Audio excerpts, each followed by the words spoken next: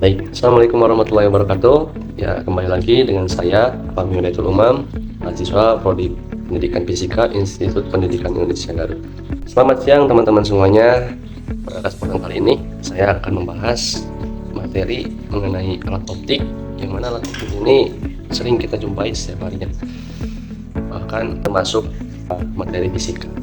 Teman-teman, pernahkah kalian bertanya-tanya mengenai alat optik?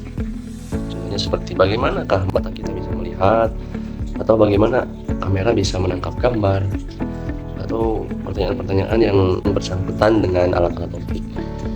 Nah teman-teman, semua itu berkaitan dengan alat optik, yang mana alat yang menggunakan cahaya untuk menghasilkan bayangan. Dalam waktu 5 menit ke depan, kita akan bahas beberapa alat optik yang ada di sekitar kita dan bagaimana cara kerjanya. Nah, pertama-tama mari kita pahami dulu apa yang dimaksud dengan alat optik ini, karena kita harus tahu dulu pangkal materi atau pengertiannya terlebih dahulu agar nanti mempermudah ke depan. Nah, teman-teman, alat optik itu adalah perangkat yang memanfaatkan sifat cahaya seperti pemantulan dan pembiasan untuk membantu penglihatan atau membentuk bayangan suatu benda. Contoh alat optik yang umum digunakan antara lain mata manusia, kacamata, lup, mikroskop, kamera, dan teropong. Untuk mempersingkat waktu, mari kita mulai dari yang paling alamiah, yaitu mata manusia. Yang mana mata manusia ini merupakan alat optik alamiah yang sudah ada dari sananya, yang sudah diciptakan oleh Allah Subhanahu wa Ta'ala. Cara kerja mata ini itu dengan cahaya masuk ke mata melalui kornea, lalu melewati pupil dan dipogoskan oleh lensa mata agar bayangan jatuh tepat pada retina. Jika bayangan tidak jatuh di retina, maka terjadilah gangguan-gangguan penglihatan. Nah, di sini ada dua jenis, teman-teman, mengenai gangguan umum pada penglihatan kita. Yang pertama ada miopi, yaitu atau rabun jauh, yang mana bayangan jatuh di depan retina, jadi tidak tepat pada retinanya, sehingga mengalami gangguan rabun jauh. Lalu yang selanjutnya ada hipermetropi atau rabun dekat, yang mana bayangannya jatuh di belakang retina.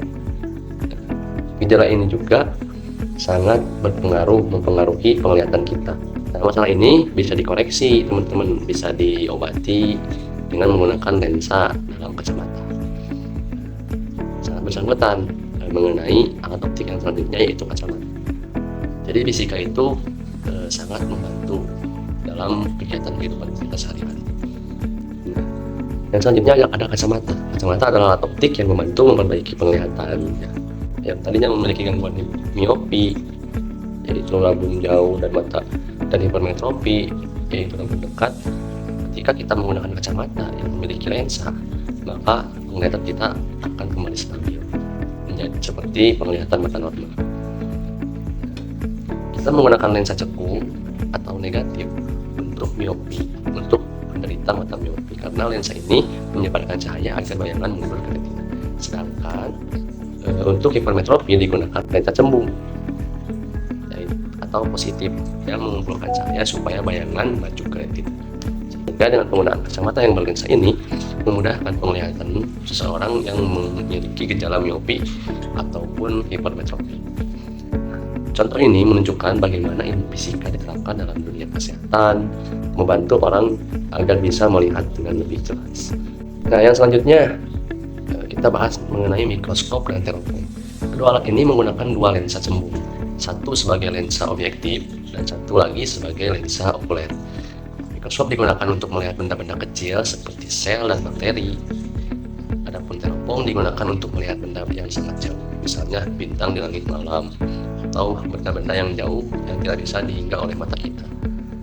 Mikroskop banyak digunakan di bidang biologi dan kedokteran, sedangkan teropong sangat berperan penting dalam bidang astronomi. Jadi alat optik juga berperan besar dalam ilmu pengetahuan. Nah, yang selanjutnya ada juga kamera.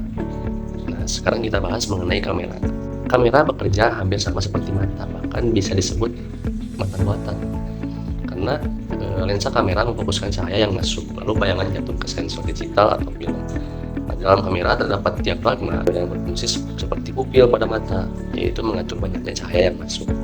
Dengan kamera kita bisa mengabadikan momen, kamera adalah optik yang sangat dekat dengan kehidupan kita sehari-hari. Contohnya seperti di HP, itu ada kameranya kan, di HP ada kameranya. Bahkan ketika kita ingin membuat konten, pasti kita akan menggunakan kamera tersebut.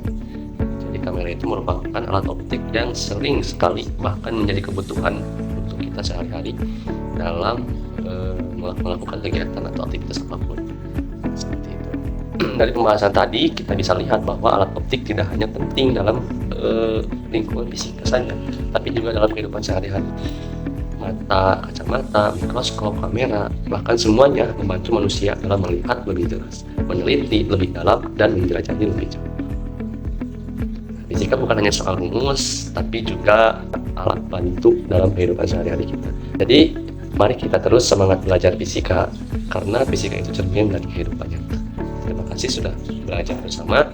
Semoga apa yang saya sampaikan dapat bermanfaat. Mungkin sekian, sampai jumpa di video pembelajaran berikutnya. Wassalamualaikum warahmatullahi wabarakatuh.